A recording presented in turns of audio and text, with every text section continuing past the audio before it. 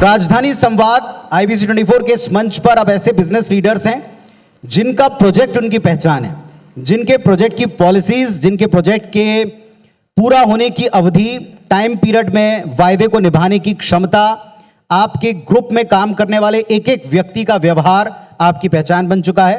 बिना देर किए उनका परिचय आपसे कराता हूं। हमारे साथ मंच के ऊपर मौजूद हैं इस वक्त जिनको आप देख रहे हैं, रायपुर का विकास मॉडल कैसा हो, इस ग्रुप में रहेजा ग्रुप से संजय रहेजा जी डायरेक्टर हैं और साथ ही साथ आप क्रेडाई के अध्यक्ष हैं। वर्तमान में बड़ी महत्वपूर्ण जिम्मेदारी आपके कांधों पर है। इसके अलावा RCP इंफ्राटेक से राकेश पांडे सर हमारे साथ में, नमस्कार करता हूं।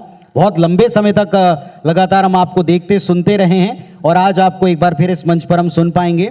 VIP सिटीज आपने सुना ही होगा, इसके अलावा भी कई सारे प्रोजेक्ट्स हैं आपके। CBK group of companies, Nandkishore Sahu ji CMD मंच के ऊपर मौजूद हैं, आपको भी नमस्कार। और जो आज की ज़रूरत है ऊर्जा बचाते हुए व्हीकल्स को आधुनिक बनाने की, उस दिशा में आप काम कर रहे हैं। बिना देर किए मैं सबसे पहले आप ही से शुरुआत करूंगा। आज प्रदेश की ज़रूरत आप किस तरह के प्रोजेक्ट्स की तरफ देखते हैं? क्योंकि जब हमने 25 वर्ष पहले का छत्तीसगढ़ देखा था तो सब कुछ था करने के लिए, कहाँ से शुरू करें समझ में नहीं आता था। अब क्या दिशा आप देखना चाहते हैं? रायपुर जब राजधानी बना तो उस समय जो पॉपुलेशन शहर की थी आज उससे 3 गुना हो चुकी है पॉपुलेशन, और लोगों की ज़रूरतें भी जो आज से 2 दशक पहले थी वो लगभग अब टर्न अप हो चुकी है, बदल चुकी है। अब लोगों को एक सिक्योर्ड कैंपस चाहिए, कवर्ड कैंपस चाहिए, मूलभूत सुविधा आप कह सकते हैं एक प्रोजेक्ट की नेसेसिटी हो गई है। और जिसको मैं कहना चाहूँगा हमारे क्रेडाई के सभी मेंबर इसको बखूबी बहुत अच्छे से अच्छे प्रोजेक्ट्स बनाकर रायपुर वासियों को एक अच्छी लाइफस्टाइल जीने का मौका दे रहे हैं। बहुत अच्छी बात आपने की है। मैं पांडे सर से भी जानना चाहूँगा। सर, एक ऐसे क्षेत्र को आपने चुना था अपने प्रोजेक्ट्स के लिए जो चारों दिशाओं में विकास को इक्वली डेवलप कर सकें राजधानी के। अब काफी वर्षों बाद आप मंच पर हैं, अभी आपको राजधानी में जो प्रोजेक्ट्स चल रहे हैं आपको लगता है सही दिशा में है? नया रायपुर बोले या हम वर्तमान रायपुर बोले, दोनों का अपना अपना एक महत्व है जी।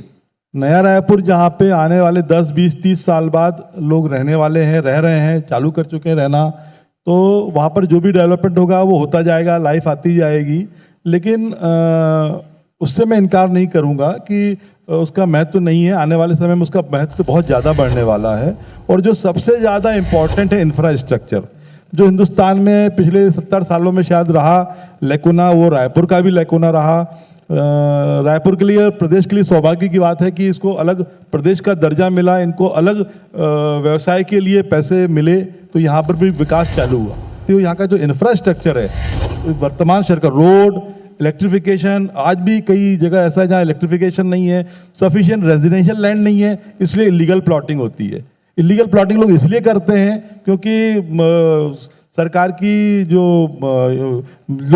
की जो स्कीम है या जहाँ पे हम लोग प्लॉटिंग कर रहे हैं वहाँ उनको महंगा लगता है, तो वो अवैध प्लॉटिंग में सस्ते में लेने में चले जाते हैं। ये तो एक अपने तरह की एक अलग मैं कहूँगा कि प्रॉब्लम है। हाँ। जिसमें प्रशासनिक स्तर पर और कुछ उदासीनता एक बड़ा फैक्टर है। लेकिन मेरे 2 सवाल हैं सर। हाँ। नए रायपुर को लेकर के, क्या आप, चूंकि अब आपको 35 वर्ष, तकरीबन 4 दशक हो गए हैं, 3.5 दशक से ज्यादा, क्या नए रायपुर के डेवलपमेंट और बसाहट को लेकर आप खुश हैं? आपको लगता है ये अपने समय के मुताबिक चल रहा? एक दूसरा, गवर्नमेंट से आप क्या चाहते हैं?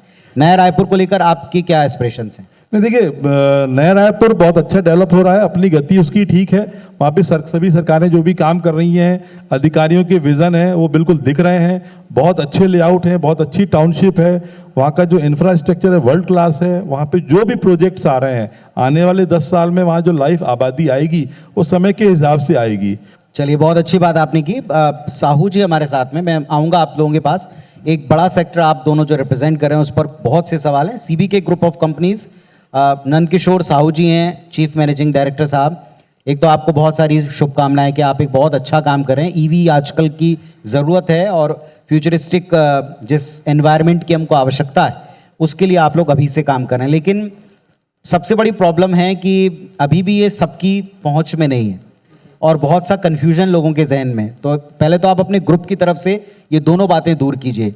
जो EV है वो कैसे आज के समय में और भविष्य के लिए तैयार है, एक दूसरा उसके कंपोनेंट्स आप अपने ग्रुप में ही तैयार कर रहे हैं या आयात पर निर्भर करते हैं, क्योंकि ये बहुत बड़ा फैक्टर बताया जाता है कि इसलिए महंगे हैं। लोग ईवी को एक्सेप्ट तो कर रहे हैं बट पहले वॉच कर रहे हैं। इसका दो रीज़न है एक्सेप्ट करने का। एक तो पहला ये कि सबसे बढ़िया कि हमें पॉल्यूशन को जो प्रोटेक्ट करने के लिए, पर्यावरण को जो प्रोटेक्ट करने के लिए सबसे बढ़िया उपाय है कि हमें डीजल पेट्रोल व्हीकल्स को थोड़े से इग्नोर करके ईवी को फोकस करना चाहिए और एक्सेप्ट करना चाहिए, क्योंकि सबसे बड़ा आज वातावरण पर्यावरण प्रदूषित हो रहा है, उसका मेन जो रीज़न है वो व्हीकल्स है और हम इसी पे ग्रीन एनर्जी पे काम कर रहे हैं। लोग एक्सेप्ट कर रहे हैं क्योंकि लोगों का पैसा बच रहा है। आज आदमी जो है अगर पेट्रोल व्हीकल यूज़ करता है, चाहे वो स्कूटी हो चाहे बाइक हो, अभी तो 90% स्कूटी ही लोग देख रहे हैं, लेकिन आने वाले 1 साल के अंदर जितने बाइक मार्केट में अवेलेबल है उससे ज़्यादा ईवी के बाइक मार्केट में अवेलेबल होने वाले हैं। एक और बात जो अभी आपने कहा कि आने वाले वक्त में आप देखिएगा रोड पर ईवी का नंबर्स ज़्यादा होगा, बिल्कुल मैं आपकी बात से सहजता से स्वीकार करता हूँ। 5 सालों में ही हम देख लें आफ्टर कोविड ई रिक्शा की संख्या बढ़ गई है, ई बाइक्स की संख्या बढ़ गई है, लेकिन साहब अगर आप इसे पब्लिक में ज़्यादा पॉपुलर करना चाहते हैं तो एक तो इनकी कॉस्टिंग, जिस पर आपने अपना पहला जवाब दे दिया, लेकिन दूसरा पार्ट है कि बड़ी सहजता से पेट्रोल पंप तो मिल जाता है। चार्जिंग स्टेशंस के लिए आप क्या कर रहे हैं, एक बात। दूसरी बात, कार्स लेते समय हम 100 बार सोचते हैं क्योंकि कार में लंबा चलेंगे, कुछ 100 सैकड़ों किलोमीटर्स चलेंगे। तो क्या पर्सनली गवर्नमेंट के प्रयास पर्याप्त हैं या आप कंपनीज प्राइवेट सेक्टर से भी टाई अप कर रहे हैं चार्जिंग स्टेशंस के लिए? देखिए सर, हर चीज़ के लिए हम गवर्नमेंट पे डिपेंड नहीं हो सकते। इसका बहुत सारा रीजंस है, क्योंकि गवर्नमेंट कोई भी चीज़ क्रियान्वित करता है उसको धरातल पे आने में बहुत समय लग जाता है। इसका सबसे बेस्ट ऑप्शन अगर मैं बोलूं तो ईवी को चार्ज करने के लिए अगर फास्ट चार्जर अगर कस्टमर अपने घर पे ही अवेलेबल कर लें तो ये सर्वोत्तम है, और डिक्की में रखा रहे, उसके रखने के लिए हमने जगह दिया हुआ है और लेके चलता रहे। कहीं भी चार्ज की समस्या हो तो एकदम इजीली बिजली कहीं भी अवेलेबल हो जाती है। अब आपने कहा चार्जिंग स्टेशन, जो कि हमारी R&D टीम ने 2 साल R&D किया है, उसके बाद हमने जो है मार्केट में अपने प्रोडक्ट दिए। पहले तो हम सिर्फ 2 व्हीलर पे काम कर रहे थे, उसके बाद धीरे धीरे हम 3 व्हीलर पे आए। अब तो हम स्कूल वैन से लेकर के बहुत सारी प्रोडक्ट जो है लॉन्च किए हैं। तो चार्जिंग स्टेशन अगर नहीं होगा तो भी ये बहुत बड़ी समस्या हो जाएगी। चार्जिंग स्टेशन के लिए गवर्नमेंट ऑफ इंडिया ने, हमारी भारत सरकार ने ये भी पहल किया है कि जितने बस स्टैंड हैं, जितने पेट्रोल पंप हैं, आने वाले दिनों में जो है सारे चार्जिंग स्टेशन में जो है कन्वर्ट कर दिए जाएंगे। हमारे तरफ से ये किया जा रहा है कि जितने डिस्ट्रिक्ट डीलर बन रहे हैं अभी फ़िलहाल जो है, वहाँ हम लोग जो है एक टारगेट दे दिए हैं कि व्हीकल्स बिकेगा तभी तो चार्जिंग स्टेशन की ज़रूरत पड़ेगी। तो जिस भी डिस्ट्रिक्ट डीलर के यहाँ 500 व्हीकल्स बिक रहा है, उस डीलर को जो है हमारे यहाँ चार्जिंग स्टेशन की मशीन जो है गिफ्ट में दिया जा रहा है, और CBK के व्हीकल्स ऑनर को जो है 1 साल की मेंबरशिप भी फ्री दी जा रही है। आप अगर डिस्ट्रिक्ट डीलर से चार्ज करते हैं ईवी स्टेशन जा करके तो कोई शुल्क भी नहीं लगेगा। एक बार जोरदार तालियां इस प्रयास के लिए, क्योंकि ये बहुत ज़रूरी है। बात आपको लगे कि छोटे छोटे सवाल हैं, लेकिन ये बड़े प्रैक्टिकल सवाल हैं। जब आप ईवी व्हीकल परचेज करने के बारे में सोचेंगे तो इन एस्पेक्ट्स के बारे में ज़रूर बात करते हैं, पूछते हैं। तो मैंने सोचा कि ये मंच होगा कि आपके जवाब वहाँ तक लंबे समय तक लोगों तक ये याद रखे जाएं। संजय सर, आज हम देखते हैं गवर्नमेंट का एक बड़ा फोकस है स्मार्ट शहर बनाने की तरफ। ये स्मार्ट शहर की परिभाषा में एक बहुत बड़ा इंफ्रास्ट्रक्चर हिस्सा चला जाता है गवर्नमेंट की तरफ, और दूसरा आता है आप लोगों की तरफ। रायपुर स्मार्ट शहर बनने की दिशा में आप देखते हैं बढ़ गया है। फिर इसमें वही 2 हिस्से हैं, एक है नया राजधानी और एक है हमारा अपना रायपुर का वो क्षेत्र जिसमें आप हम सब अभी इस वक्त बैठे हुए हैं। दोनों को स्मार्ट बनाने के लिए गवर्नमेंट के प्रयास पर्याप्त हैं या आप लोग अपने सेक्टर की तरफ से इसमें भूमिका निभाना चाहते हैं? पुनीत जी, बहुत ही संवेदनशील सवाल है ये, और मैं कहना चाहूँगा कि गवर्नमेंट को गवर्न करना चाहिए, गवर्नमेंट बिजनेस ना करे, पीपीपी मॉडल को बढ़ावा देना चाहिए। आज अच्छे अच्छे डेवलपर्स चाहे छत्तीसगढ़ से हों चाहे बाहर से हों, हर जगह उपलब्ध है। गवर्नमेंट को आगे बढ़कर पीपीपी मॉडल को प्रोत्साहन देना चाहिए, जिससे शहर का अच्छा डेवलपमेंट अच्छे टाइम पे अच्छे क्वालिटी से हो, और इंफ्रास्ट्रक्चर को एकदम फोकस होकर पूर्ण रूप से with in this coming 4 years जो गवर्नमेंट है अभी, उनको फोकस करके इस पर कार्य करके एक रायपुर को मतलब सुगमता पूर्ण रायपुर बनाना चाहिए। पीपीपी मॉडल को फिर से मैं कहूँगा प्रोत्साहन देना चाहिए। पीपीपी मॉडल के तहत अगर गवर्नमेंट काम करेगी तो जो आज चाहे प्रधानमंत्री आवास योजना हो या मिडिल इनकम ग्रुप या लो इनकम ग्रुप को जो आवास की आवश्यकता है, वो पीपीपी मॉडल से पूर्णता अचीव की जा सकती है गवर्नमेंट के द्वारा, और हमारा डेवलपर एसोसिएशन इसके लिए हमेशा तैयार है। मैं आप ही से एक सवाल और पूछना चाहूँगा। अभी जब आप लोगों ने काम शुरू किया था रायपुर का, मुझे याद है पांडे सर से हम लोग पहले बात करते थे जब प्रोजेक्ट आते थे कि लोगों की पहुंच में उनके सपनों का आशियाना उनको मिले। वो जानते थे कि आने वाले 10 से 15 वर्षों में यहाँ लोगों को हर घर को एक घर की यूनिट की आवश्यकता, अपनी छत की यूनिट की आवश्यकता होगी। हर तरह के प्रोजेक्ट उसमें आए। आज की तारीख में उन अफोर्डेबल होम्स के सारे प्रोजेक्ट्स में एक EWS को जो जोड़ा गया था गवर्नमेंट की तरफ से, वो कई सारे प्रोजेक्ट्स में उसके डेवलपमेंट में एक प्रैक्टिकल समस्या की तरह सामने आया है। कुछ आपको लगता है इन चीज़ों पर कुछ विचार होना चाहिए?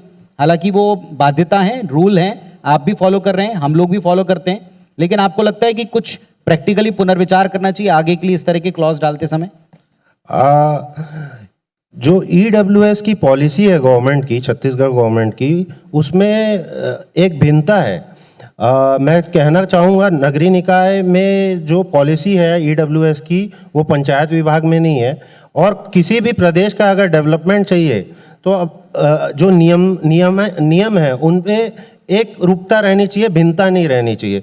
भिन्नता रहने के कारण देखिएगा शहर में तो जो शहर के नज़दीक जगह है वहाँ तो डेवलपमेंट हो रहा है अच्छा, लेकिन जो पंचायत क्षेत्र है जहाँ पे अभी बहुत स्कोप है वहाँ डेवलपमेंट नहीं हो रहा, और अवैध प्लॉटिंग वहाँ पे धड़ल्ले से चल रही है।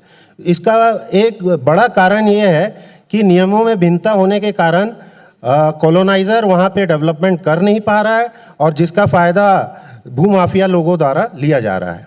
राकेश पांडे सर, आप इसमें कुछ जोड़ना चाहेंगे गवर्नमेंट से? क्योंकि ये मंच है, इसको गवर्नमेंट भी देख रही है और इस पर आने वाले विचारों को भी हम वहाँ तक पहुँचाते हैं। आप क्या चाहते हैं? जो रायपुर का डेवलपमेंट है, नए रायपुर का जो डेवलपमेंट है, 2 प्रॉब्लम्स को हमने अभी डिस्कस किया है। एक तो ट्रैफिक की, व्हीकल्स बढ़े अच्छी बात है, बिजनेस बढ़े अच्छी बात है, लेकिन उस मुताबिक उस प्रेशर को, उस दबाव को झेलने के लिए हमारा ट्रैफिक सिस्टम और रोड्स तैयार नहीं दिखते।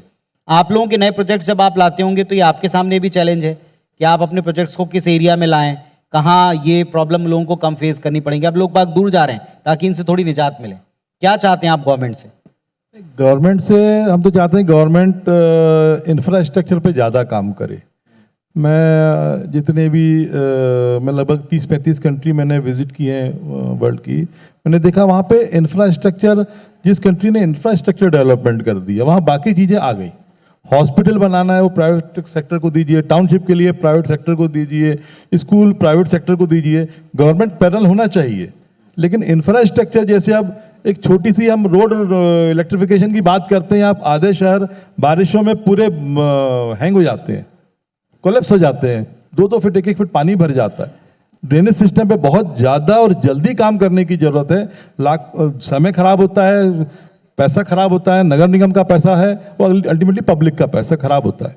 तो ड्रेनेज सिस्टम अगर प्रॉपर करेंगे, रोड अच्छी करेंगे और बाकी काम के लिए प्राइवेट सेक्टर को प्रमोट करेंगे पॉलिसीज़ के अंदर। मैं वर्ल्ड की कई कंट्री में देखा है जहाँ पर अच्छी बिल्डिंग बनाते हैं वहाँ गवर्नमेंट उनको अवार्ड देती है। आरसीपी, आप बहुत लंबे समय से काम कर रहे हैं, अब आपको प्रदेश की इस मोमेंट पर क्या आवश्यकता लगती है? पहले के जो 10-15 वर्ष पहले आप जिस तरह के प्रोजेक्ट्स डिज़ाइन कर रहे थे तब में और अब में सोच में कोई परिवर्तन आप देखते हैं, फ़र्क देखते हैं? आज की ज़रूरत कुछ अलग देखते हैं?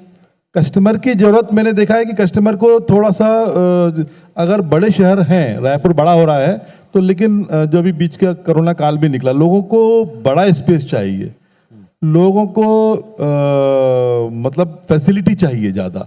ये कैंपस के अंदर मार्केट चाहिए, खेलने की जगह चाहिए, और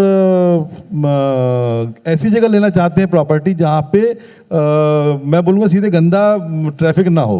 मतलब गवर्नमेंट की रैलियाँ हो रही हैं, गवर्नमेंट की गाड़ी जा रही है, एक लाल बत्ती जाती है, पब्लिक सम्मान करती है, कुछ नहीं करती, लेकिन वो लोग चाहते हैं कि ऐसी जगह रहें जहाँ पे कभी ट्रैफिक को ना रोका जाए, स्मूथ ट्रैफिक रहे, रोड अच्छी रहेंगी, रोड अच्छी मतलब शहर सड़क के ऊपर आप देखते हैं बढ़िया रोड बनी है, एक पेड़ है, उसको एक की जगह आप 10 पेड़ लगाइए, लेकिन रोड अच्छी करिए। कुछ चीज़ों में इंफ्रास्ट्रक्चर पे ही सरकार को फोकस करना चाहिए, और कुछ चीज़ें जो हमें एक तबके को का भी ध्यान रखना है। सरकारी स्कूल जैसे होते हैं, जैसे यहाँ पे आज दानी स्कूल है, इस तरह के स्कूल है, इस तरह के स्कूलों पे भी ध्यान देना चाहिए। इस हॉस्पिटल में बहुत ज़्यादा काम करने की ज़रूरत है।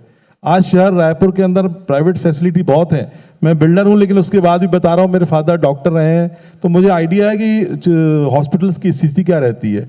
हॉस्पिटल अच्छे रहेंगे तो गांव के भी अस्पताल, सरकारी अस्पताल अच्छे रहेंगे, तो वहाँ के रहने वालों को अगर वही सुविधा मिलेगी तो वहीं रहना चाहेंगे। आज एक बहुत इंटरेस्टिंग बात बोलना चाहूँगा मैं पिछले 10-15 सालों में जो मैंने देखा, हमारे यहाँ काफ़ी स्टाफ काम करता था। 6 से 7 सालों में छत्तीसगढ़ की रूरल इकोनॉमी में बहुत अच्छा और ज़बरदस्त चेंज आया है। जिन गांवों में जहाँ 2-4 दुकानें होती थी, अब वही हमारा स्टाफ बोलता है मैं नौकरी छोड़ के जा रहा हूँ, वहाँ 5-7 सालों में 200 दुकानें हो गई हैं, क्योंकि वहाँ की उनकी क्रय शक्ति बढ़ी है। तो हिंदुस्तान में रूरल अच्छा हुआ है, वहाँ पे बाकी हॉस्पिटल, अच्छे स्कूल, रूरल में भी अगर गवर्नमेंट ध्यान दे या प्राइवेट सेक्टर को भी प्रमोट करे वहाँ पे लाने के लिए, तो निश्चित रूप से शहर के ऊपर लोड कम होगा।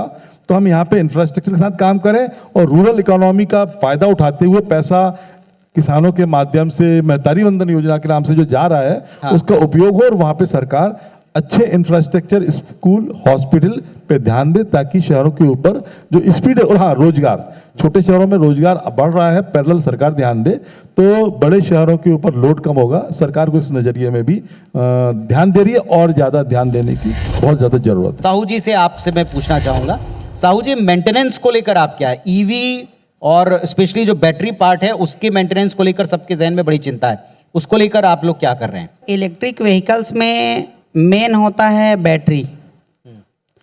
बैटरी मैंने देखा, मार्केट में रिसर्च किया कि लोग सस्ते के चक्कर में जो है लीड एसिड बैटरी बेच रहे हैं। इनका बहुत सारा मान के चलिए साइड इफेक्ट है लीड एसिड बैटरी का। भले पैसा बचा देता है, एक तो ये कि कस्टमर को वारंटी बोलिए, गारंटी बोलिए कि 1 साल का ही मिलता है, जो कि 1 साल बाद उसको फिर से खर्चा करना है, मेंटेन करना है बीच बीच में। उसके जगह हम जो है परमानेंट सॉल्यूशन ये डाल रहे हैं कि हम लिथियम पे काम कर रहे हैं। अभी तक हम जो काम कर रहे हैं लिथियम बैटरी पे काम कर रहे हैं, और लिथियम बैटरी पे काम कर रहे हैं तो 3 साल का तो हम सीधा piece to piece replacement guarantee देते हैं। तो 3 साल के लिए तो टेंशन ख़त्म है। और वैसे लिथियम की लाइफ अगर देखा जाए, हम जो बैटरी लगा रहे हैं तो 5 साल का तो लाइफ कैरी करता है वो। अब बचता क्या है उसमें? चार्जर सर लोग कंझाते हैं कि यार चार्जर उड़ गया तो सर्विस के लिए सर्विस सेंटर जाता है, फिर रिपेयरिंग होने में टाइम लगता है, और जिसके कारण कस्टमर की गाड़ी खड़ी रहती है। हम उसको भी वारंटी ना दे करके गारंटी दे रहे हैं। किसी भी कस्टमर का चार्जर में कोई प्रॉब्लम आता है तो हम पीस टू पीस इमिडिएटली बदल करके दे देते हैं रिप्लेसमेंट गारंटी। तो 2 चीज़ों में मेन फोकस करना पड़ता है, एक तो चार्जर और एक तो जो है बैटरी, क्योंकि इंजन तो होता नहीं है। रही सवाल मोटर कंट्रोलर, तो यदि अगर हम जो है अच्छी क्वालिटी का मोटर, अच्छी क्वालिटी का कंट्रोलर लगाए तो कस्टमर को कम से कम 1 साल तक देखने की बिल्कुल जरूरत नहीं है। अब एक सेफ्टी का भी कंसर्न है, हालांकि आपने थोड़ी झलक दे दी है जी, पर लोग खबरों पर रहते हैं। अब हमको तो दिखानी पड़ती हैं खबरें, हम दिखाते हैं कई बार कि इलेक्ट्रिक व्हीकल्स में कुछ हादसे हर तरह के व्हीकल में होते हैं, बिल्कुल बिल्कुल, लेकिन कुछ जो हादसे होते हैं उसने ईवी को बदनाम कर दिया कि बैटरी ब्लास्ट कर रही हैं, रिलायबल नहीं है। उनको आपका जवाब क्या है? देखिए सर, बैटरी में प्रॉब्लम के 3-4 कारण होते हैं। पहला तो बैटरी की क्वालिटी पे निर्भर करता है, दूसरा बैटरी का प्रकार पे निर्भर करता है, बैटरी का प्रकार जैसे मैंने आपको बताया, लीड एसिड बैटरी या लिथियम। तीसरा जो है, चार्जर भी उसमें अहम रोल करता है। कई जगह आपने सुना होगा कि रात में कस्टमर चार्ज में डाला था और रात भर चार्ज करके छोड़ दिया और जिसके कारण उनको दुर्घटना का शिकार होना पड़ा। तो पहले तो मैं अपने सभी ईवी कस्टमर को निवेदन करना चाहूँगा कि रात में व्हीकल्स जो है ऐसे चार्ज में डाल करके ना सोए, क्योंकि आप किस कंपनी की व्हीकल्स यूज़ कर रहे हैं मुझे नहीं पता, किस कंपनी की बैटरी लगा हुआ है, लिथियम लगा है, लीड एसिड लगा हुआ है, चार्जर उसमें ऑटो कट वाली लगी हुई है कि नहीं लगी हुई है, कि फुल चार्ज करने के बाद ओवर चार्ज ना करके वो कट कर दे। तो मेन सॉल्यूशन होता है क्वालिटी। ठीक बात है। मतलब ये है कि आप मैनुअल को ढंग से समझें। कोई भी नई तकनीक जब आती है तो अपने साथ फायदे के साथ छोटे मोटे कुछ सावधानियां लाती हैं। अगर आप उनको स्टडी करें, जितना आप मार्केट में रिसर्च करते हैं कि कौन सा कॉस्ट इफेक्टिव है, उतना ही सेफ्टी फीचर्स को भी आप अगर ध्यान में रखें तो शायद थोड़ा सा महंगा, लेकिन फ्यूचर के लिए तो ये बिल्कुल आपको सर, अपनाना ही बिल्कुल। पड़ेगा। जोरदार तालियां हमारे इस पैनल के लिए, मंच के लिए। एक आपके छत की ज़रूरत, आपके आवास की ज़रूरत को अच्छी तरह समझते हैं, और दूसरे भविष्य की ज़रूरत के हिसाब से आज की तारीख में ये ईवीज़ को बना रहे हैं। और सबसे बड़ी बात यह कि हर एक प्रॉब्लम जो आज और आने वाले वक्त की है, इसको अच्छी तरह भांप कर अभी से अपने ग्रुप में काम करें। जोरदार तालियां मैं आपकी चाहता हूं। आप तीनों को हृदय से मैं धन्यवाद देता हूं। हमने हमेशा से उन बिंदुओं को उभारा है जो प्रदेश के विकास में और प्रदेश की विकास यात्रा में लीडर्स बनकर, पिलर्स बनकर उभरते हैं। आज भी हम राजधानी के इस मंच पर संवाद के साथ साथ उन्हें सलाम करने का मौका छोड़ना नहीं चाहते, जिन्होंने राजधानी क्षेत्र के विकास करते करते अपनी संस्थाओं को उस बुलंदी पर पहुंचाया कि आज कुछ क्षेत्रों में छत्तीसगढ़ की राजधानी की पहचान आपकी संस्थानों से भी है। आइए अब उनको सम्मानित करने का क्रम शुरू करते हैं। जो अभी आप सुन रहे थे, CBK group of companies, Nand Kishore Sahu ji CMD और मिस्टर लोकेश द्विवेदी जी डायरेक्टर, और साथ में मिस निर्मला रजक जी, मैं आप तीनों को सआदर मंच पर आमंत्रित करूंगा। बहुत सी बधाई, बहुत सी शुभकामनाएं। सीबीके ग्रुप ऑफ कंपनीज मंच पर हैं नंद किशोर साहू जी, लोकेश द्विवेदी जी और निर्मला रजक जी। इलेक्ट्रिक व्हीकल्स के क्षेत्र में आप बेहतरीन कार्य कर रहे हैं। अभी आपने इनके विजन को सुना, बहुत धन्यवाद। Shri Venkatesh super speciality hospital से हमारे साथ में विवेक चंद्राकर जी, मार्केटिंग हेड, इस वक्त मौजूद हैं। आप सबकी तालियों के बीच में मैं उन्हें मंच पर आमंत्रित करता हूं। विवेक चंद्राकर जी, जोरदार तालियां हो जाएं। AAFT यूनिवर्सिटी डॉक्टर शिखा वर्मा जी डायरेक्टर, आपको हमने मंच पर भी सुना और पूरी तरह आश्वस्त रहे कि शिक्षा क्षेत्र में बदलावों और बदलती ज़रूरतों पर आपका पूरा ध्यान है। डॉक्टर वर्मा, मंच पर आपका एक बार फिर बहुत अभिनंदन है। Sainik military school mister DP Goswami ji director, PP Goswami ji director और CK साहू जी डायरेक्टर, और साथ में अनिकेत जी और अनिकेत भारद्वाज जी, मैं आप सभी को सआदर मंच पर आमंत्रित करता हूं। सैनिक मिलिट्री स्कूल की ये पूरी team, Goswami sir, Sahu sir, आपने शुरुआत की, लेकिन आज ये बड़ी समृद्ध टीम है जिसमें मंच के ऊपर DP गोस्वामी जी, PP गोस्वामी जी, CK साहू जी और अनिकेता जी, मिस अनिकेता जी।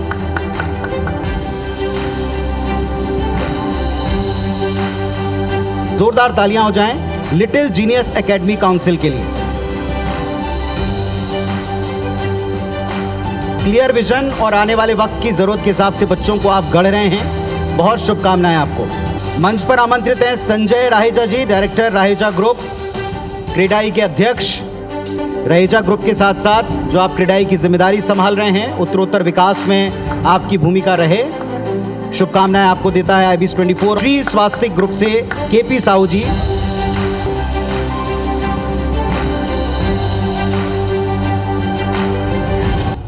श्री बालाजी बिल्डर से मिस्टर विजय यादव साहब डायरेक्टर जी, मैं उन्हें सआदर मंच पर आमंत्रित करता हूं। आइएगा, बहुत शुभकामनाएं आपको देते हैं श्री बालाजी बिल्डर्स। बीते तकरीबन 4 दशकों से इंफ्रास्ट्रक्चर के क्षेत्र में काम करने वाले RCP इंफ्राटेक प्राइवेट लिमिटेड से राकेश पांडे जी, जोरदार तालियां हो जाएं। RCP Infratech private limited, Rakesh Pandey sir के लिए। इसी सेक्टर से ऋषभ बिल्डर, आप भी लगातार कार्य करें। प्रीतेश कटारिया साहब डायरेक्टर, उन्हें मैं मंच पर आप सबकी तालियों के साथ इनवाइट करता हूं। लगातार जोरदार तालियां हो जाएं तो और अच्छा लगेगा, उत्साहवर्धन हो पूरी टीम का। अब बारी है लोगों को खूबसूरत बनाने की, उनकी खूबसूरती सहेजने वाले गैलेक्सी लॉन्च की hair skin makeup academy. Mister Om Sen साहब डायरेक्टर और मिसेस प्रियंका सेन जी डायरेक्टर, आप दोनों सआदर मंच पर आमंत्रित हैं। MMI नारायण हॉस्पिटल, ये नाम अपने आप में विश्वास का प्रतीक बन चुका है और सतनाम सिंह जी मार्केटिंग हेड हमारे साथ मौजूद हैं। जोरदार तालियों के बीच उन्हें मंच पर आमंत्रित करता हूं। लोगों का जीवन बचाना और मानव सेवा में आपकी टीम दशकों से लगातार सतत लगी हुई है। सालेम इंग्लिश मीडियम स्कूल से रूपिका लॉरेंस जी को, प्रिंसिपल मैम को मैं यहाँ मंच पर आमंत्रित करता हूँ। प्लीज़ कम ऑन स्टेज आइएगा आप। एजुकेशन प्रदान करते हुए भविष्य के लिए तैयार कर रही हैं आप और आपकी पूरी टीम। आपको और पूरे स्टाफ को ढेर सारी शुभकामनाएं। चाणक्य लॉ एकेडमी से मिसेस श्यामली नामदेव जी और नितिन नामदेव जी।